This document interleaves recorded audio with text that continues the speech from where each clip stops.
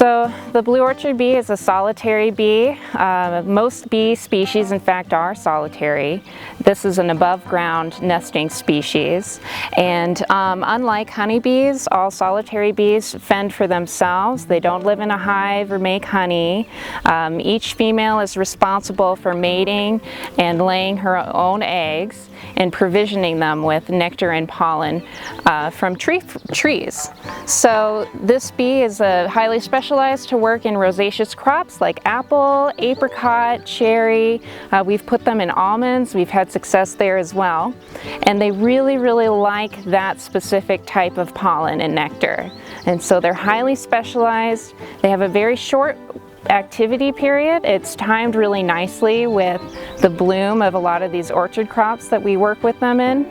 And they're fairly easy to manage once you know the steps. And so one of the steps is putting these nest boxes out for the orchards, for the blue orchard bees to nest in. So we like to do it at about breast height with a southeast facing entrance. So this is a really good spot right here. And we just use a zip tie to secure this box to the branch. You want to make sure that the box is facing slightly downwards, so in case it rains or there's irrigation in the orchard you're working in, all of that rain can wash out of the bottom. So that's as much as there is to it. And then hopefully we'll have some bees nesting in there in a couple of weeks. So we're in an apple orchard right now that's in full bloom. These bees were released a few days ago. They've been really busy. They've already plugged off several nests here. So what these females are doing, you can see they're going in and out of their nests. They go and collect pollen and nectar, and they come in, fly straight into their hole. Each female has their own hole that, that they're oriented to. And so they fly straight in and regurgitate some nectar, and then they back their way out and kind of spin around because they carry their pollen dry on the underside of their abdomen.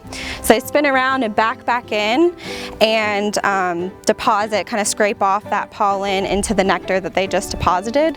So they do this repeatedly to build a ball. We call that a provision. It's literally a ball of pollen and nectar. Once she gets a ball that's a sufficient size, she'll lay an egg on it and then actually go collect mud. Similar to these caps that you see there, they collect wet mud and they build walls between their cells. And so then she just repeats the process over and over again until she fills up the whole straw or half straw, however many cells she wants to do. Usually she'll leave kind of a big space and then cap off the straw with mud at the end.